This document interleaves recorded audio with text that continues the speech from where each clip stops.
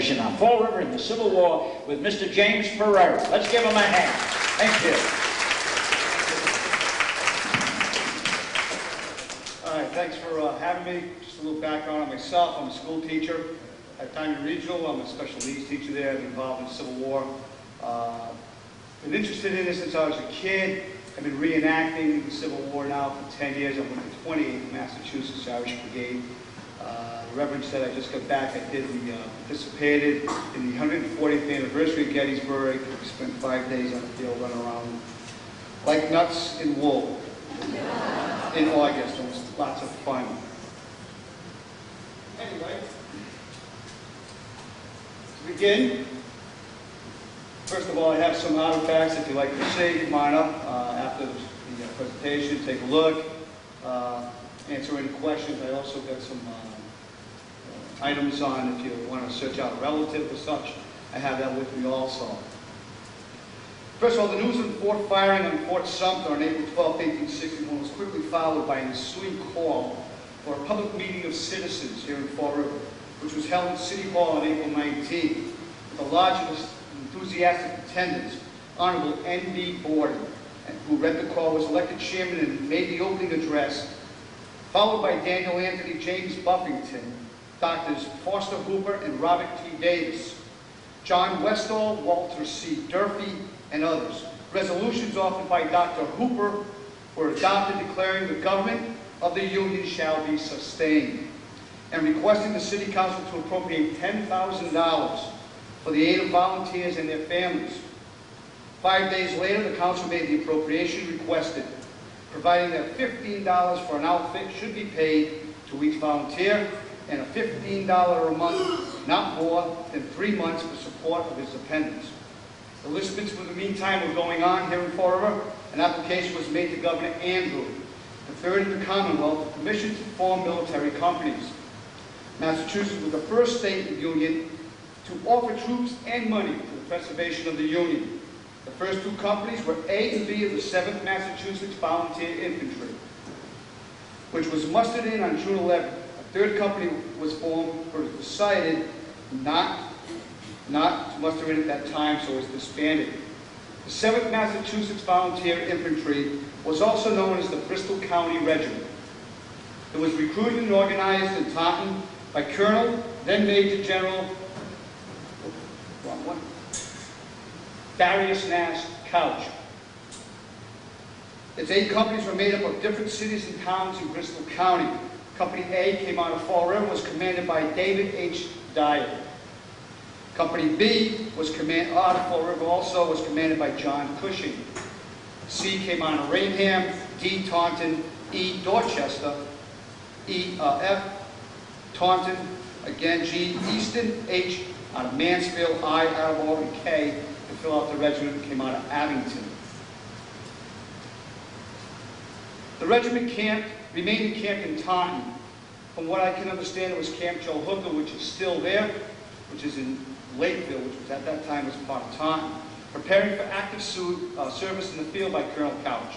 On July 4th, 1861, the regiment paraded and marched to Taunton Green, where it took part in the celebration of the Declaration of Independence. On July 12th, the regiment was ordered to break camp and proceed to Washington. They boarded rail cars that took them to Mansfield, then to Providence, aboard the Providence Railroad. They steamed into Stonington, Connecticut, where they boarded the steamer Commonwealth. They arrived in New York City on the 13th at 5 a.m. By mid-afternoon, they had steamed down the harbor to take rail cars in Elizabethport, New Jersey, the Central Railroad. By 3 p.m., they were aboard rail cars bound for Harrisburg, Pennsylvania. When they arrived about 11 p.m., the next afternoon, they embarked for Baltimore. At about 5 miles from Baltimore, they filed out of the cars and loaded their muskets. Colonel Couch did not want to get caught napping like the 6th Mass had done earlier. The 6th Mass, as they got off the rail cars in Baltimore, which is now Camden Yards, they were attacked by the citizens of Baltimore, which was pro-South, and numerous soldiers were killed, so Colonel Couch was not taking that chance. They marched through Baltimore and arrived at the Baltimore-Washington Railroad Depot without an incident. Depot today is the site of Camden Yards, home of the Baltimore Orioles. The 7th arrived in Washington at 6:30 p.m. on July 15, 1861. The regiment then marched to Caloroma Heights to set up camp. The regiment was much indebted to the Honorable James Buffington, the able representative, the 5th representative district in Congress. The able in Congress from Fall River, a refined and genial man for much of the regiment's comforts while encamped in Washington. Congressman Buffington enlisted as a private in Company A at the beginning of the conflict and served till the opening of the fall term of Congress, when he resumed his seat at the command of the constituents. And there was a great assistance to the soldiers from the districts in camps, hospitals, and in the field. The regiment was transferred to Camp Brightwood to assist in the defenses of Washington, D.C., and stayed there until March 11th in 1862. By the end of March, the regiment was assigned to the 4th Corps and proceeded by steamer to the Virginia Peninsula and the 7 days' battles. The regiment finally saw the elephant on May 5th in the Battle of Williamsburg. It was here that Fall River suffered its first casualties.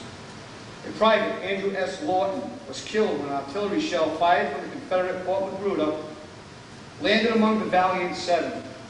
Private Lawton, a 20-year-old teacher, died May 6th of his wounds. Also mortally wounded in the same artillery attack was Corporal Nathaniel S. Jerry, a 26-year-old blacksmith. He was mortally wounded and died of his wounds on May 21st, 1862, making these 2 soldiers Fall River's first Civil War casualties. It was at this time that Fall River's Sergeant Walter S. Goss from Company A started writing his observations of battles and camp life. He submitted these reports to the Woonsocket Patriot. His observations, as well as documented in the regimental history of the 7th Mass. Here is what Sergeant Goss reported about the 7th's first battle experience and Fall River's first casualties. My Company A rests across the road immediately behind the field piece. I am near the left, on the side of the road, and standing on the butt of a log, apparently pulled out of the road where it was placed to obstruct.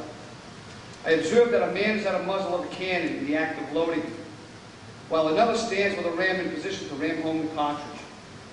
When there comes a shell tearing its way through the woods, it is so near the ground that it almost seems to roll. I see it coming in this big spheroid. How slowly it seems to move compared to my thoughts, which are working at electric speed. Just before it reached the piece, it exploded with a bang, scattering deadly missiles in our ranks.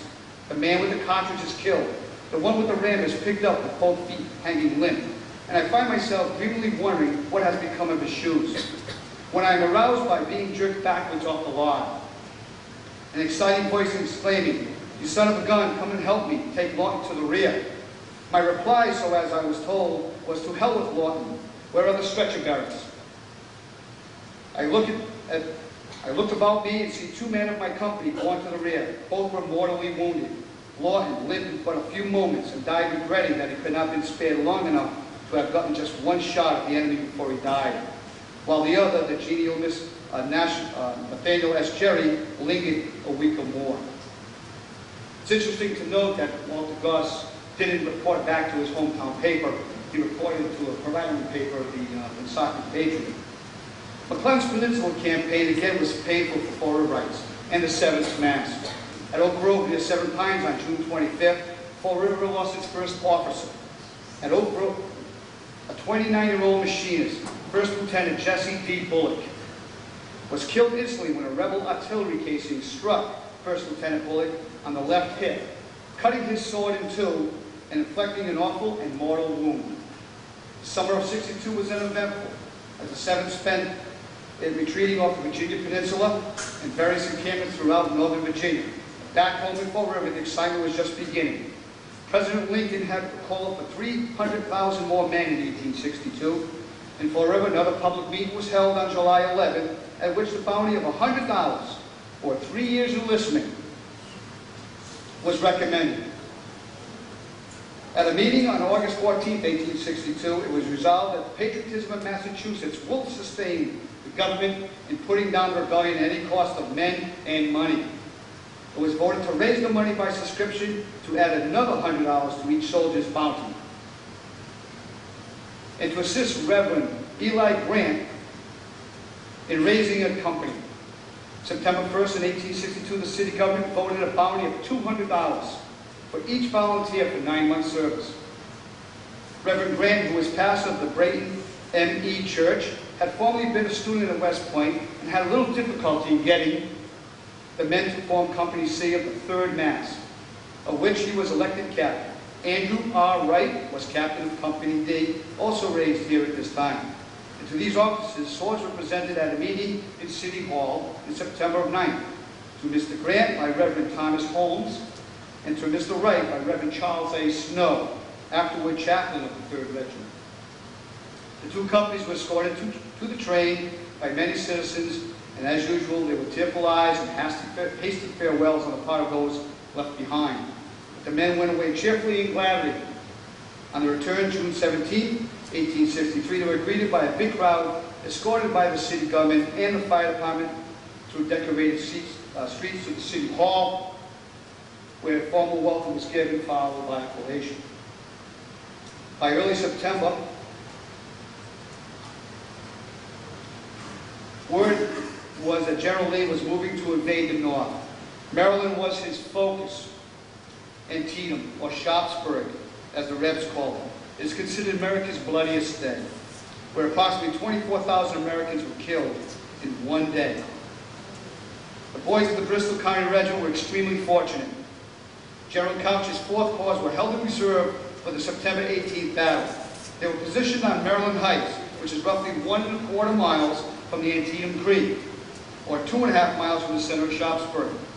The 7th lost not one soldier, but did suffer 9 wounded, mostly from errant rebel artillery. The Maryland Heights are right here, they were positioned right here. The battle took place right north of Sharpsburg, which is right here. They were held in reserve.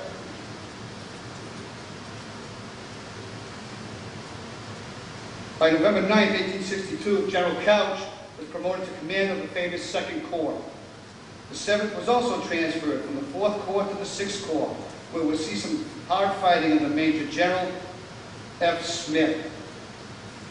The long march under new commander of Potomac, Major General Ambrose Burnside, a Rhode Island native, took the homeboys to the vicinity of Fredericksburg in the winter of 1862, where they prepared for a grand assault on Marie's Heights. They crossed the Rappahannock River on the 11th, and amid the constant rebel artillery and sharpshooter fire. They acted in skirmishes for a couple of days, allowing the rest of the army to cross the Rappahannock. On the 15th, they formed a line of battle on the left of the major Union thrust and awaited orders to attack. They were over here.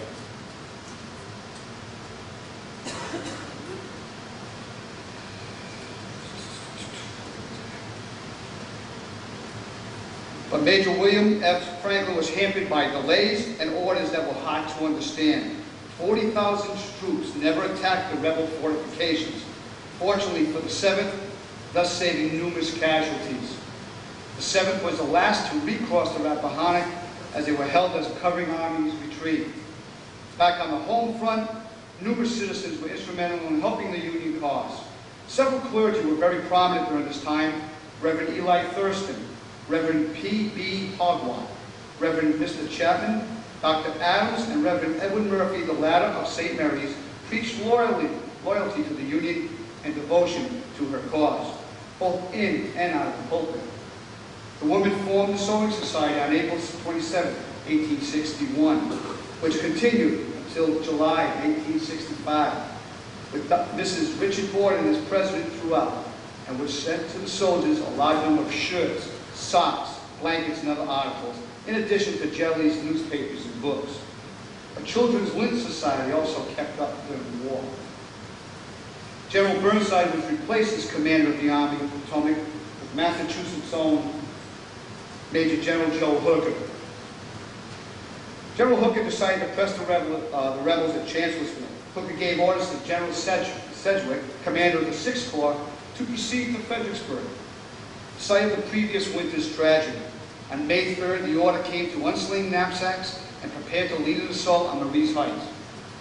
With a stern order, forward 7, they moved toward the heights. After they crossed the canal, they ran through the city. They moved toward the charge with their muskets uncapped, the order being given to depend on the bayonet. Just as they got in motion, the rebel batteries upon the heights opened up with shell. The column moved by fours, with shell and canister cutting through the regiment, till they had gotten within 100 feet of the stone wall. When Boxdale's brigade of the Mississippians poured a terrific volley from the right and checked the 7th for about 5 minutes. The road and gulch was filled with the dead and wounded and dying. More than 50 men of the leading companies of the 7th, F, E, and K, were killed or wounded. But the brave men still lunged forward, men falling around them like leaves in autumn. Out of the confusion, a shout rang out, "Forward, boys, forward!" and led by the gallant officer of the 7th, struggled through and over the stone wall, bleeding at every step. If it is here that 2 soldiers received the Congressional Medal of Honor, Fall River's own James Holhouse and Dighton's James Luther, I will expound on each later in the program. Turning to the right, they rushed over the rebel redoubt, capturing 2 pieces of artillery. The flag of the 7th was first to wave over the rebel stronghold, having been planted by Company A's Color Sergeant Earl Bowen in Fall River. In the space of 20 minutes, the 7th Mass had lost over 100 men killed and wounded, capturing 2 artillery pieces and captured over 100 prisoners. In this glorious assault, the regiment had lost over 1/4 of its active force. But the regiment was not to stand still. It continued to press the Confederates towards Salem Heights. In this short and bloody battle, the 7th Massachusetts held in check more than 2 brigades of the rebels for over an hour. The list of killed and wounded include the following Fall Riverites. Killed was Sergeant James L. Brightman of Company A. Killed was Private James O'Neill, Company A.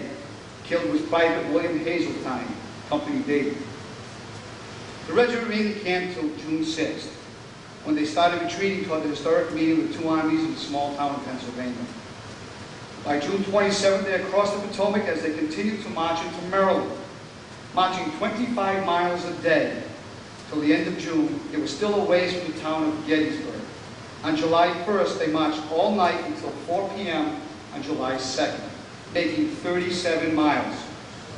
When they arrived on the battlefield of Gettysburg, they rested and filled their canteens from Rock Creek.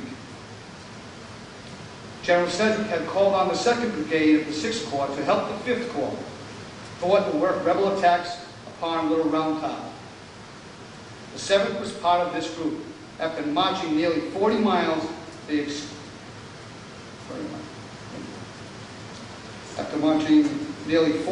enthusiastically took the battlefield. Though never really getting into the battle, they did help win the day. Confederate General James Longstreet wrote after the war, "Preparing for another attack upon the Union lines, I rode forward toward the front of our position. But seeing the enemy rapidly forming new lines of battle with the fresh troops, Massachusetts troops I saw, I thought it prudent to desist from attack until our lines had been reformed, having suffered very severely the assault delivered upon the Union lines." So in retrospect, the 2nd Brigade of the 6th Corps, of which the 7th was part, had not been in this position. It is safe to say that Longstreet would have continued his attack and probably had taken Little Round Top and maybe taken the Battle of Gettysburg. On July 3rd, the Corps was used in reserve, moving behind the line to act as reinforcements if needed be. They were subject to severe artillery fire during this time due to Confederate overshooting of Union lines. As time rolls on, the 6th Corps at Gettysburg will be remembered as helping the 5th Corps save Little Round Top with its timely arrival. July 4th saw the 7th take position on the front lines as they were the fresh troops to await another of General Lee's attack, but it never came. Lee had decided to retreat to Virginia. By the 5th of July, 6th Corps was in active pursuit of the Confederate Army until the end of the month of July. Back in Fall River, the war took a different turn. President Lincoln had instituted a draft for more troops. The draft was several times delayed, but finally took place in New Bedford on July 22nd, 1863, when 1,404 names of Fall River citizens were placed in a box and 405 drawn, of which John Sullivan was the first. The men drawn included both members of one prominent firm in the city, Shaw and Hogue, painters on 2nd Street, 3 members of the Baptist Temple Choir, 2 stewards and 2 class leaders of the First Methodist Church, and 1 lawyer, Simeon Borden. Holder B. Durfee, a son of Dr. Nathan Durfee, then a student in Yale, and William H. Borden, son of Colonel Richard Borden, was also drawn. And 22 of the 26 men enrolled from Steep Brook. The names of the city were drawn first by request and were brought here by John C. Milne and Reverend Charles A. Snow in a carriage and rushed into print as promptly as possible to relieve the anxiety of the crowd that surrounded the newspaper office. Substitutes were furnished in many cases, securing at varying prices. Back then, if you were drafted into the Army, when Lincoln Corpus draft, you could get a substitute. You would have to pay them to be your substitute. Varying prices, $800 in one instance. I don't think it was the 2 painters. There would be 4 more drafts during the remaining years of the war. All would be in the summer of 1864, where roughly 150 more Fall River citizens would be called to save the Union. The 7th Mass in the campaign of 1863 and up to the morning of May 3rd, 1864, had marched in direct marches 705 miles, besides untold miles while on picket duty. But the last year of the war would see its hardest fighting. The 7th Mass was part of General George W. Getty's division and saw action in the Battle of the Wilderness. At 9 a.m. on May 5th, the 7th Mass was in position to support the 10th Mass around Wilderness Tavern. The division was soon detached to Hancock's 2nd Corps to protect the right flank. By 5 p.m., the Getty's division included the 7th supporting the center. The 2nd Corps would have fought against General Henry Heath's division of General A.P. Hill's Corps along the Orange Plank Road. On May 6th, they were held in reserve. During the May fighting, in the thick woods around the tavern, the 7th lost 85 men, killed or wounded. They lost another 35 in the May 6th fighting. The list of killed and wounded, including the following Fall River gentlemen: killed Private William Warhurst, Company B, and killed Sergeant Edward P. West of Company B. On May 8th, the fighting took the 7th to Spotsylvania Courthouse, where they formed a line of battle with the 5th Corps, and at dark, charged on the enemy, who was in strong position on elevated ground. Their line was broken in the 7th Mass, captured the color standard, color guard, and 32 men of the Georgia Regiment, but losing 2 men killed and 4 wounded. During this time back home, the return of Company G of the 58th Mass under Captain Brady on furlough on April 5th, 1864, was celebrated by a parade. On June 20th, 58 men of Company A and B of the 7th returned home with much of the same fanfare. So by 64, the enlistments are starting to run out and boys are starting to come back home. The last major battle of 740 was Cold Harbor. From June 2nd through the 12th, the 7th was on constant duty by night and day, constantly exposed to enemy fire, and losing men daily, having greatly reduced in numbers by the serious casualties of the campaign thus far. The duties of the regiment were usually arduous. The necessities of position required almost constant duty in the front line. The regiment lost at Cold Harbor and on the march from Spotsylvania Courthouse 39 killed and wounded and taken prisoners. On the night of the 12th, the regiment moved out of the lines of Cold Harbor and marched towards the James River. On the 13th, they marched 25 miles, crossing the Chickahominy, and encamped for the night. On June 15th, 64, they bivouacked on the banks of the James. The term of service of the 7th Mass having expired this day. It was relieved from duty and ordered back to Massachusetts to be mustered out of service. The regiment slept peacefully on the banks of the James, the first time in 30 days, but they had marched and fought constantly during that time. And in no part of the lines or army had been exempt from being under fire for that number of days. On the morning of the 16th, they embarked on the steamer Keyport and left Wilson's Landing, Virginia, for Washington, D.C. Arrived in Washington about 11 on the 17th, and at 6 p.m. took a special train to New York City. At Philadelphia, they met with a flattering reception and hospital entertainment by the citizens and soldiers of the Soldiers' Home. At New York, they were comfortably quartered at the Parks Barracks. And on the evening of the 19th, they took a special train on the New Haven Railroad for Taunton, Mass. They arrived in Taunton about 5 a.m. on the 20th, unexpectedly. But as soon as the citizens knew of their arrival, they returned out in mass, and after a most cordial reception by the mayor, who had wished them Godspeed 3 long years ago, provided the regiment a most bountiful collation around the green. After were furloughed until July 4th, when they paraded and assisted the citizens of Taunton in the celebration of the anniversary of the Declaration of Independence. The regiment was mustered out on June 27th in 1864, but the war was not over and would not be over for another 10 months. Keeping up with the valiant courage of these men, 15 men of companies A and B of the 7th Mass re-enlisted into the 37th Mass until the end of the war. Of the 15, only one, Christopher Hardin, would get killed, making him the last Fall River casualty in the War of the Rebellion. Back in Fall River, the news of the fall of Richmond was greeted by the ringing of bells, and on Lee's surrender, there was more bell ringing, including that of the Central Church by 2 young women. The firing of the cannon, the parade of the light infantry, which had returned from a brief period of duty, the dismissing of the schools, and the general suspension of work. In the evening, a meeting was held in City Hall, presided over by the mayor, at which addresses were made, and America, John Brown Body, and Old Hundred was sung. The assassination of Lincoln became known generally through the tolling of the City Hall bell. It was learned with unspeakable sorrow and indignation. While the crowd was gathered about the bulletin, a notorious Copperhead, a success sympathizer, was heard to say there was best news he had heard in many years. He was at once set upon by bystanders and kicked and punched till a flag was procured, unfurled, and he saluted him. The mayor and the city marshal then came up and assisted him to his store at number 5 Bedford Street, where he locked himself in. But the crowd continued to gather and show signs of hostility. He was glad to escape by the rear window and take refuge in the strongest cell in the lockup.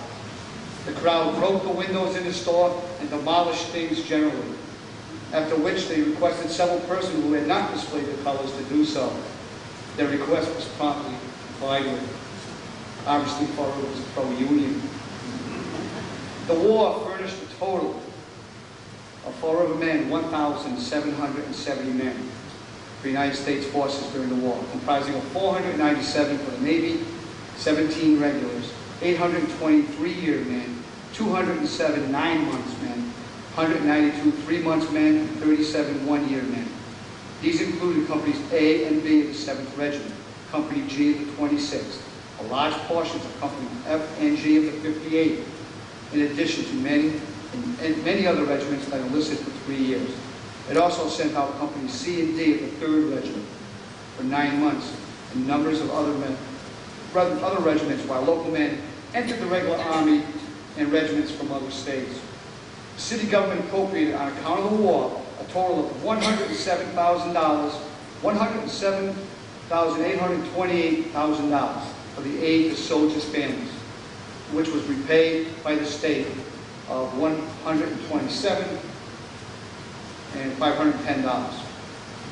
Now, what I'll do is go over certain individuals that took part in the 7th Mass that I have information on. First one is Arius Nash Couch. He's the first colonel of the 7th Mass. He's from Taunton. He married the mayor's daughter, Crocker. At the end of the war, he was so revered by the state when all the regiments came back. He was at the State House. He was the one that accepted all the battle flags from all the regiments at the State House. He lived his life in Taunton. He died in Taunton and is buried now in Mount Pleasant Cemetery in Taunton.